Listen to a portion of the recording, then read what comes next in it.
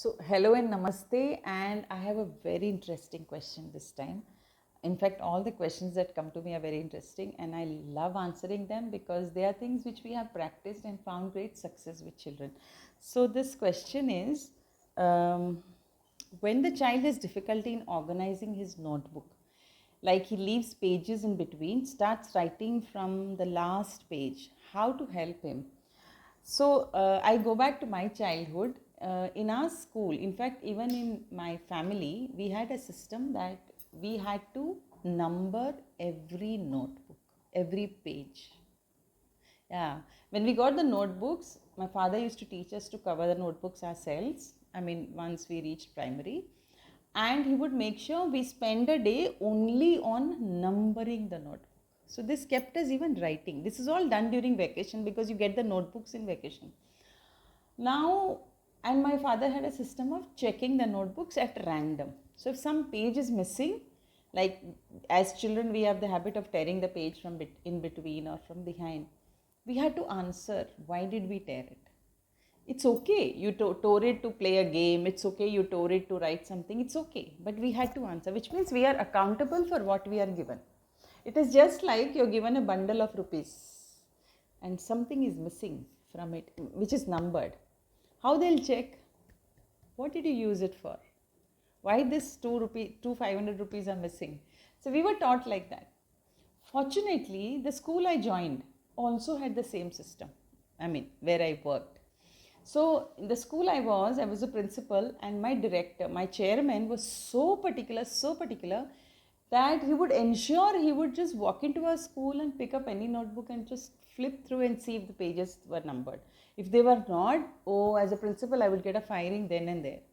So this taught me that children are taught to number all their books. One, they have the ownership because they made a lot of effort in numbering. Number two, they're conscious that which page they are in. So suppose they are doing some classwork, they can see that they're on page number 23. So suddenly you will not start with some page once you get this practice.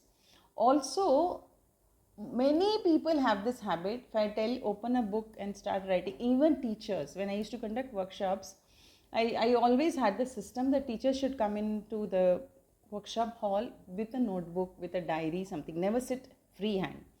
Because we cannot remember what is being discussed in that 1 hour. So I had a habit of making them make points. So many teachers had this habit, they'll just pick up any child's book from their classroom, come and start writing from the last page, and later on tear that page and put it somewhere later and say, I forgot. So even with teachers, I had this system that they will always bring the same diary, which means the beginning of the year they had to purchase a diary, bring a diary, get some old diary, I don't care, something, and that diary will continue with them throughout. So every time they meet me, they used to meet me with the diary. That made life so simple, because as we are talking, they would make notes then and there. There was nothing like, yes, I'm listening, because your mind just travels off, goes to that instruction, comes back. By then the person who gave you instructions has finished and you have not absorbed many points. So this numbering system, of course, teachers, I didn't see if they were numbering, but teachers, I made sure that every workshop details was there. So even at random, I would ask them to bring the diary, like workshop number, date, etc. So this helped them to be very organized. So you can get your child organized by numbering the pages. It is tedious in the beginning of the year, but it is so useful throughout the year. Thank you so much for watching this video. I'm sure many students will be benefited by this. All such practices don't exist now. I don't know why, but these practices are amazing, isn't it? Like prayer. Prayer is an amazing system of bringing discipline in your life. You cannot say after 20 years it will change, they are modern. No, prayer is prayer. How can it change? Similarly, some systems with children should not change. It should be just there. And all this numbering is supposed to be done by the children themselves. In fact, in our school, we had a period where if their children have not numbered, I would put it on the mic and say, teachers, please make sure and check every notebook of your subject that it is numbered. So we had number monitors who would check in their row. So we delegated it to smaller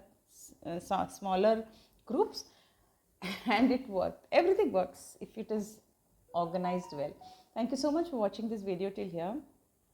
If you're a parent who wants more such tips, do join our TYCY program. I will coach you one-on-one and tell you how you can make your child's life better. Thank you. Bye-bye.